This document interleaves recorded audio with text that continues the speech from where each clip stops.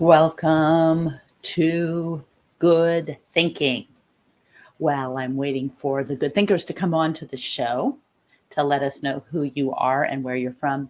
I'll tell you, it's really cool. I'm looking outside, and last night it snowed.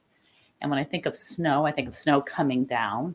And now, as I'm looking past this camera out to the outside, it's snowing, but it's snowing so lightly that the snowflakes are lighter than the wind in some cases. And so instead of coming just down, they're coming down and then they're being blown to the side. And then some of the snowflakes are going up.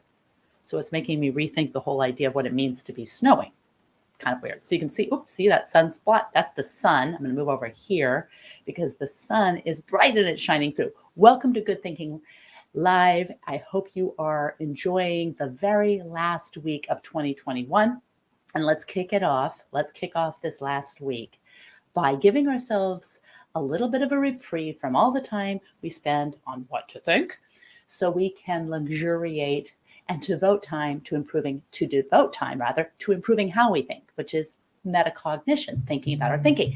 I'm going to say hi to the very first good thinker on the show, Abdurrashid. Welcome. Hey, very good thinker. Listen to what insights Abdurrashid provides, because I'm getting out. See, I keep going like this. See, the sun's, that's the sun. I should have probably put the curtain down a little bit. Anyway, so just ignore the sunspot on my head as we get into the show. All right, today we're going to talk about ideas and what makes an idea good. And there are there's two distinct ways of thinking about this when you look at what's out there about what makes an idea good. One is what makes an idea good for a business. So you think, okay, here is the idea. Here is what makes an idea good for business. It solves a problem. It solves a growing problem. It solves a problem that is going to scale up and scale fast and whatever. So those are some of the basic ways of thinking about an idea. And that can be distracting because today we're going to luxuriate in thinking about what makes an idea good, not just for business, but what makes an idea good. And I'm going to start with a question. Start with a very important question, but I'm going to say hi to some good thinkers who are coming on the show. We probably have a light live group today because it's that kind of that no person's land between the holiday of Christmas for those who celebrate and the holiday of the new year. All right. So Stephen, welcome, Stephen. Oh, wait a minute. Greetings from the birthplace of the hacky sack. Is that true? Did the hacky sack start in Portland, Oregon? Is that true? Cool. We've got welcome, Barkley from Washington, D.C. Fantastic, fantastic. You could say the birthplace of a lot of things there. All right. So I'm going to take the banner off because those of you know, because I want to have room for comments.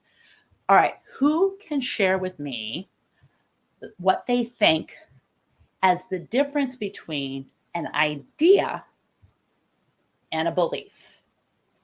Are they the same? Separating out the concept of an idea versus a belief. And there will be rubber chickens for anyone who even attempts this answer. Go ahead and try to Google it, because sometimes belief is included in the definition of an idea, which I think is part of the challenge of improving our thinking about ideas. Hint, hint. Adam, welcome from Fort Mill, South Carolina. Welcome, welcome, welcome. All right. Who wants to take a stab at differentiating between an idea and a belief? And while you're thinking, conjuring, I'll give you a little hint, because the word idea comes from the Greek form or pattern.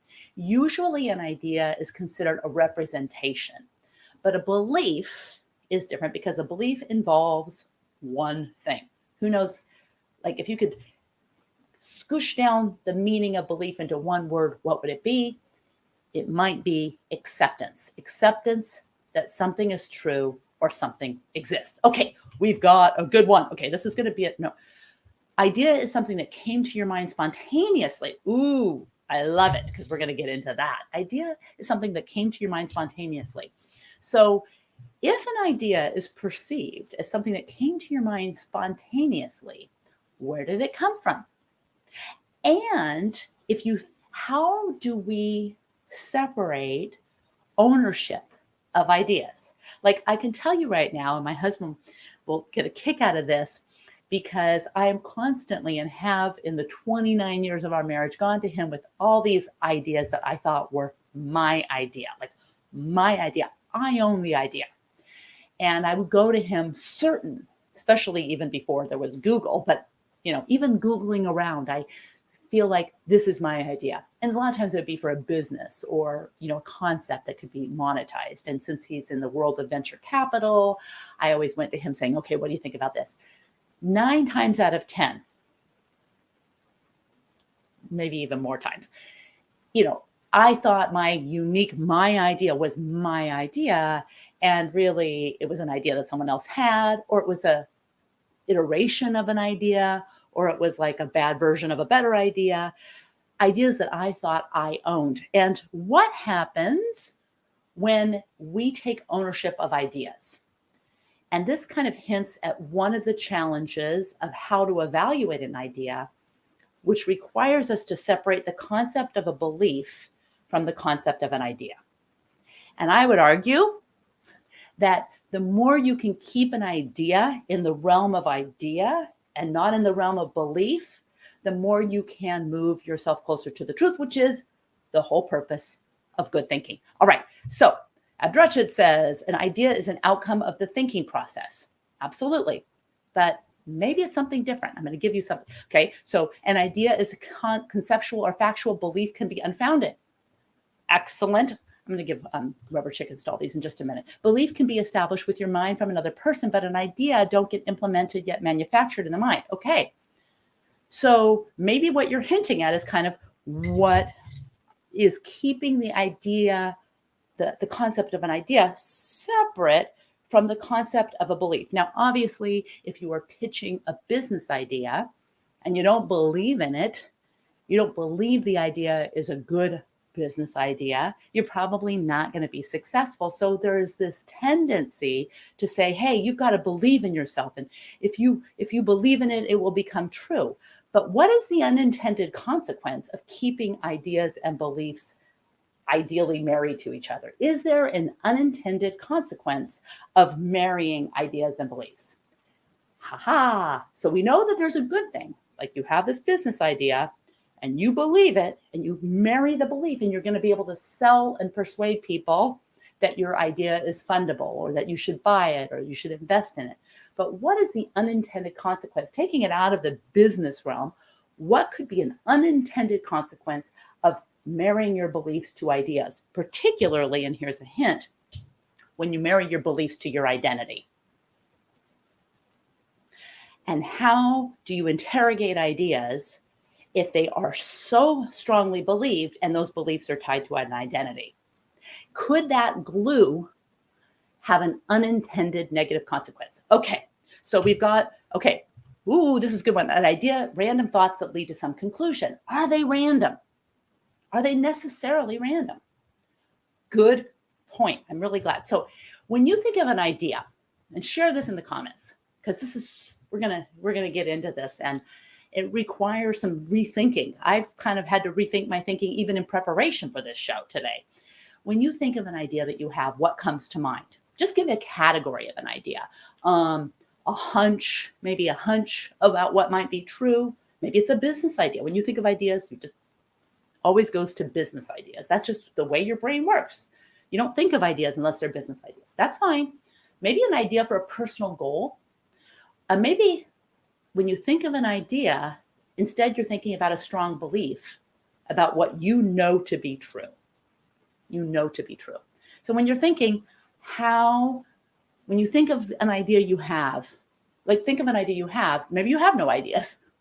Maybe you have no ideas, but when you think of an idea that you have, what kind of idea is it? All right. So Arvin from YouTube Live, says, we would be more susceptible to our own biases. Potentially, yes. Potentially, yes. How to turn an idea into a belief? Okay. But how do you avoid turning an idea into a belief? That's the opposite. Okay. And then Adam says, if your belief is unfounded, then your idea based on it may turn out to be inaccurate or prone to error. Right. Absolutely. But how do you keep them separate? Because when your beliefs are tied to your identity, then how do you, and your ideas are tied to your beliefs, how do you evaluate ideas? When who you are at your core requires this idea, you need to believe this to be true. Okay. See, yeah. All right. So where do ideas come from? Do ideas get ingrained in our DNA structure? Well, maybe people describe it as a eureka moment, or someone is suddenly struck by this idea. Maybe a friend suggested something and you can remember when they suggested it, but maybe over time you forgot that they suggested it and the idea became your own. Maybe it's an epiphany, or maybe you read a book and someone presented an idea that sounds really interesting. And that idea becomes one of your ideas. And maybe you expand on it or iterate off of it. All right. So when it comes to an idea, there can be what feels like these eureka moments, or someone is struck by a lightning, struck by this idea that seems to materialize out of nowhere. And here's something that may help you rethink ideas. There is a story of a guy named Anthony Scoria. All right. He was an orthopedic surgeon. He had no musical background. He was not a musician. And this happened in, I think, around 1994. And around 1994, Dr. Scoria, Anthony, was speaking to his mother on an outdoor payphone. Remember those in 1994? Who remembers outdoor payphones? I remember outdoor payphones. What do we do with those? They're all gone. Do you have an outdoor payphone, even if it doesn't have the phone in there? Or are the booths anywhere where you live? Okay, so if you remember the outdoor payphone, let me know. But anyway, he was in there talking to his mom when he was struck by lightning. A few weeks later, he unexpectedly began composing music. And in subsequent years, he introduced his lightning sonata. He spoke of music as being given to him from the other side.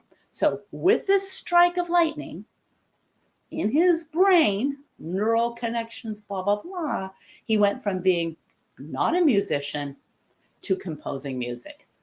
So it seems like most creative ideas evolve from existing memories and impressions, and they're not usually inspired by lightning bolts. Maybe they arise from interweaving billions of microscopic sparks in the dark vastness of our brains.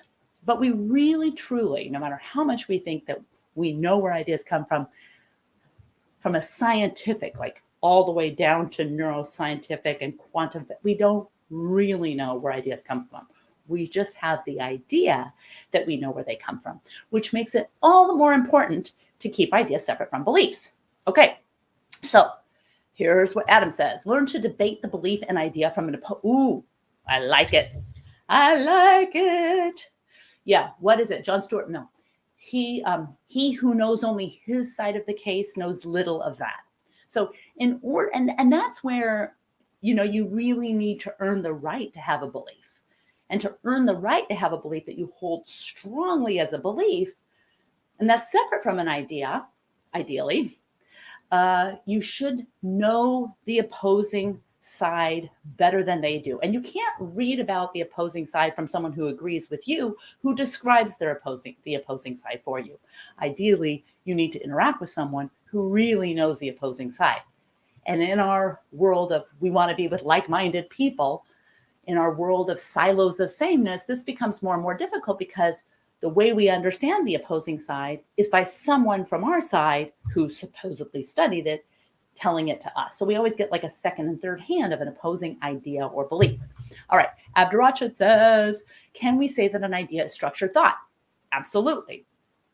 Can you say that a belief is structured thought? That's my question. All right, so sounds more like a reorganization of neurons based on the infusion of electrical activity. Yeah, absolutely. And maybe that's all our memories and ideas and beliefs are. Maybe that's it.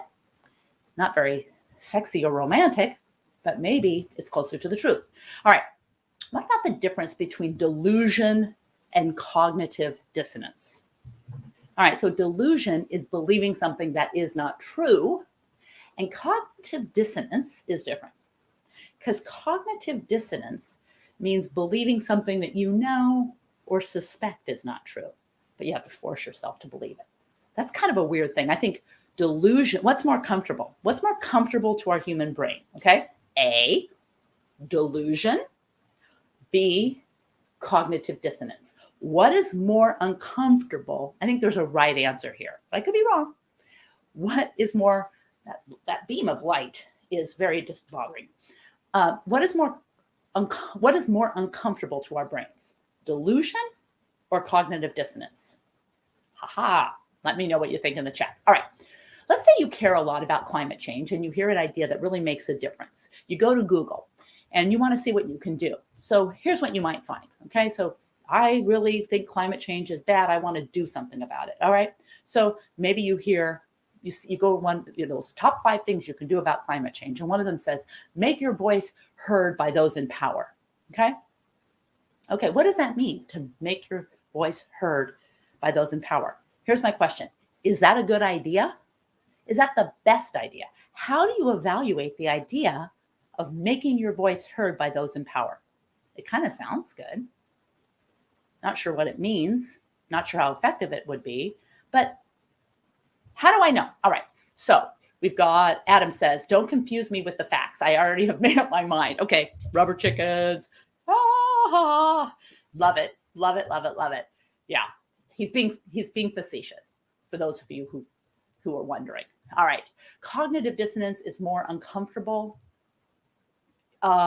whereas delusion is virtual reality, whereas cognitive dissonance is nonconformance. Okay. So Arvin says cognitive dissonance is more uncomfortable. I totally agree.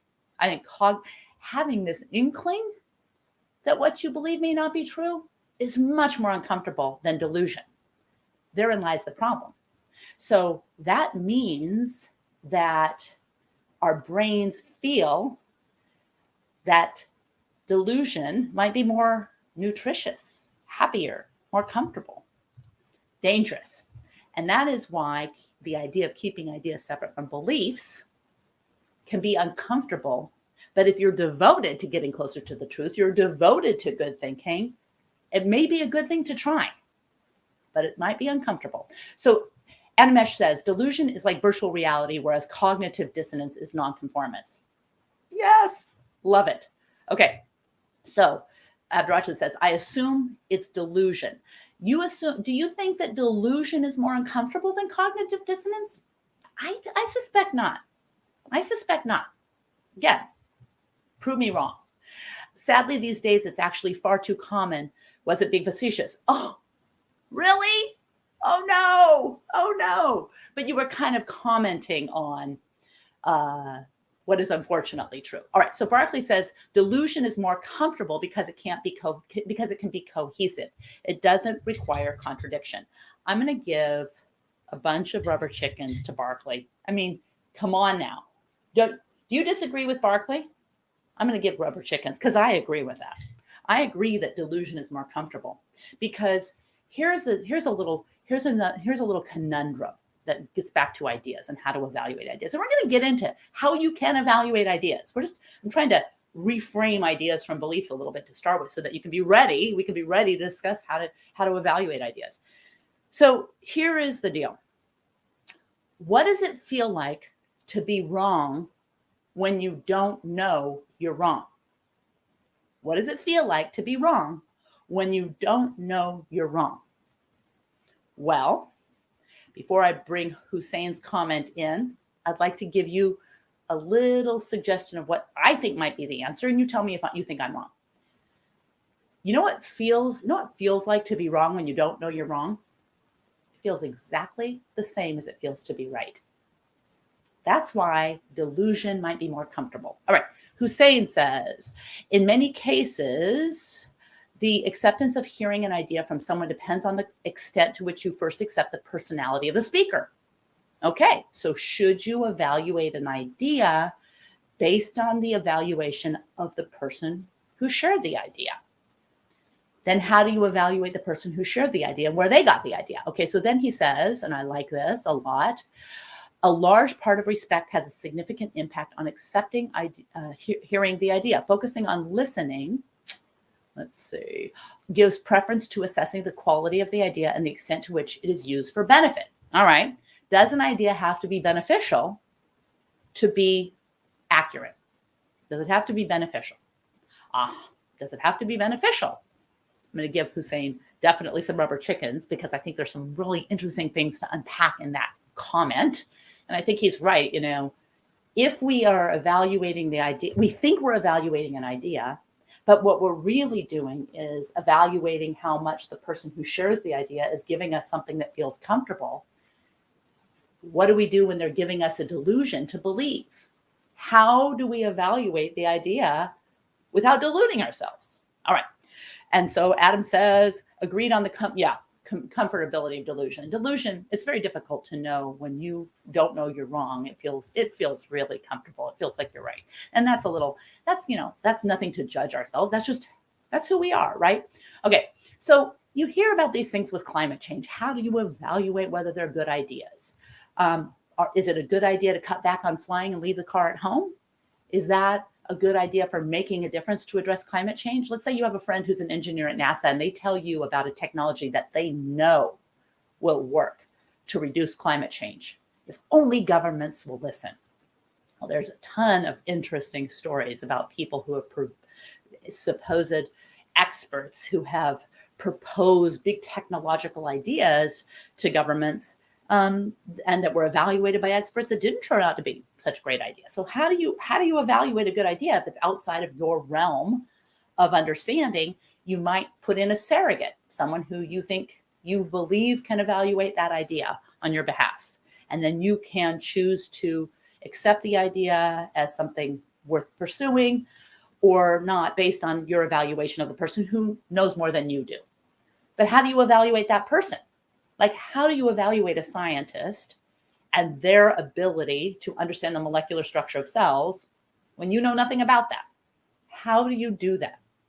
Well, one of the ways, and this is a hint, is always leave yourself the possibility of it being wrong. Not cynicism, but a good, healthy dose of skepticism by separating your ideas from your beliefs and keeping your beliefs somewhat separate from your identity. When you create this separation, you allow yourself to be a good thinker. But when you glue these all together, you become much more comfortable, but that comfort can be delusion in disguise. All right. So question is, how uncomfortable are you willing to be to remain a good thinker? Adam says it is a wise man who knows what he does not know. Right. And a wiser woman who knows what she does not know. All right. And Abdurrahman says, we evaluate ideas according to its impact and ability to cause efficiency and effectiveness. Okay. So why do good ideas have to be related to efficiency and effectiveness? One of the best ideas, and in terms of the ideas that get us closer to the truth, don't look so efficient and effective right now. Maybe efficiency and effectiveness has nothing to do with reality. Who knows? All right, so let's get into it. How much time do we have? We only have 7 more minutes. So let's get into how do you evaluate ideas. Okay, number 1, don't be a sea squirt. What?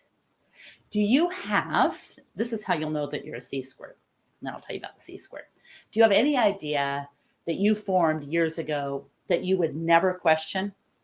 Do you have any ideas? They're so precious. They've turned into beliefs.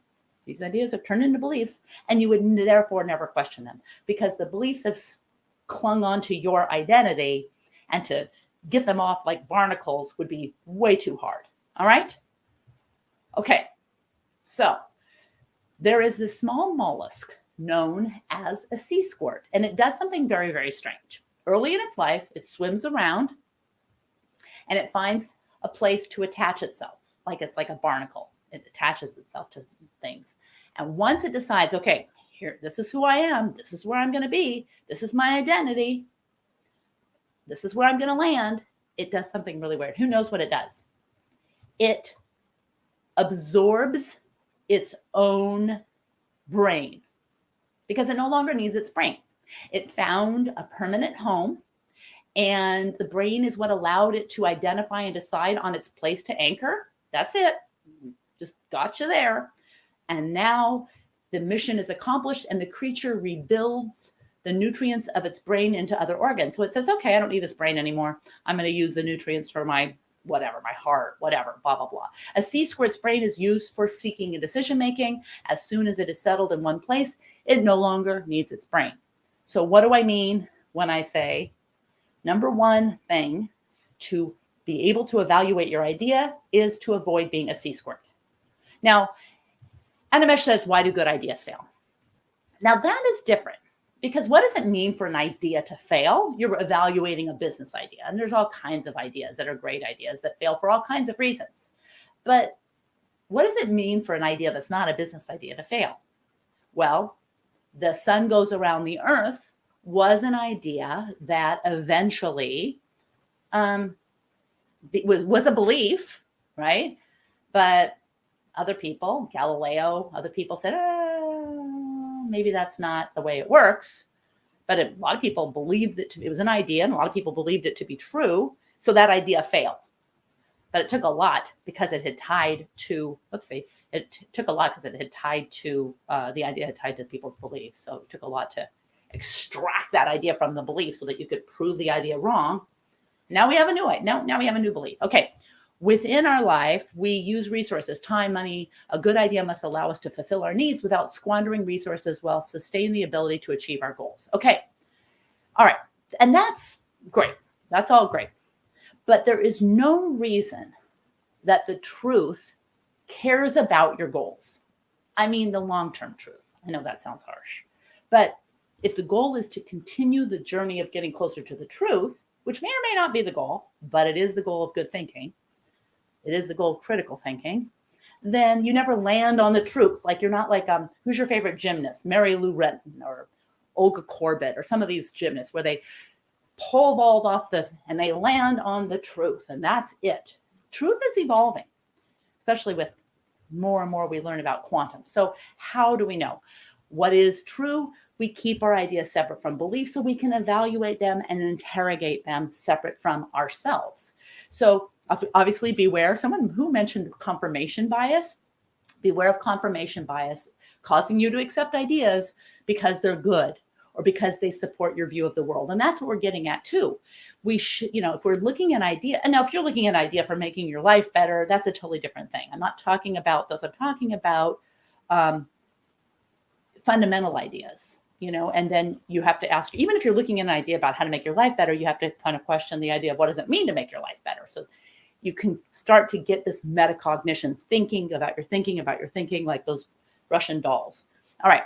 So it's nice to discover something you hoped was true is really true, but should your desire for an answer affect the way you evaluate evidence? Should your desire for an answer affect the way you evaluate evidence? Yes or no? All right.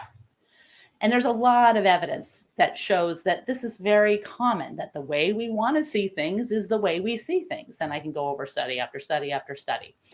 You should scrutinize your ideas by holding them up to people who disagree with you. What? The Danish philosopher Søren Kierkegaard, famously observed that if everyone is a Lutheran, then no one is a Lutheran. What did he mean by that? What he meant was that if you're born into a culture where everyone has a similar worldview, you don't have the opportunity to develop genuine belief because your convictions are not subject to scrutiny. Do you agree with Kierkegaard? If everyone's a Lutheran, then no one's a Lutheran. Do you agree or disagree? All right. What are the consequences of collusion of ideas and beliefs? Great question. What was it? This is actually funny you should say this, because I like this, because the topic of this was going to be corrosive collusion. And I was going to do this whole thing on corrosive collusion. And then I looked up and there's a band called corrosive collusion. So when you Google corrosive collusion, it's this band. Anyway, I thought that was kind of funny. Ideas always need to have good, proper support to bring to realization. And yes, you agree with Kierkegaard. Yes, you agree with Kierkegaard. All right. So what's the best way to evaluate your beliefs? Beware of thinking that you're exposing yourself and your ideas to people who disagree with you when you're really just reading about people who disagree with you, as opposed and maybe these people are the people who disagree with you are described by people who agree with you. So I like this historian. We seem to be in agreement. Her political positions, her ideas about the world are very similar to mine. And this historian is an expert in understanding people who I disagree with. So she tells me from her expert point of view about the people I disagree with. And I love that because that gives me insights to people I disagree with. Or does it? If someone who agrees with me provides insights about people who disagree with me, is that the best source for me to get an idea of people who disagree with me? Yes or no? Corrosion of conformity. Yes. Check it out. Google it. It's a band. I don't know if they're any good. Abdurrachid, I agree we should reach out to people who disagree with us because they allow us to observe the other aspects of the phenomenon. It's not that easy. It's not that comfortable because delusion is more comforting. All right. So wrapping things up, I could get into a whole bunch of other things about what we do to evaluate our beliefs, but I really think that the very first step is putting real estate, scraping out the glue and the caulk, scraping out the glue and the caulk. Arvin says, no. Barclay says, not sure I agree with Kierkegaard. Ooh, we've got a skeptic. I think it's possible to have reason to believe something when no one disagrees, but it certainly helps to engage with disagreement. Ooh, I like the nuance of that. I like it. I like it. Unfortunately, the world is a place where it is an us versus them attitude. You can either agree with me or you are right. If you disagree, you are wrong. There is no discussion.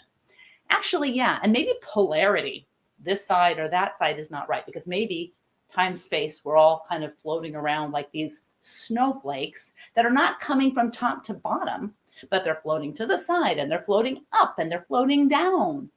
See how I did that? Who was here for the beginning when I talked about snowflakes?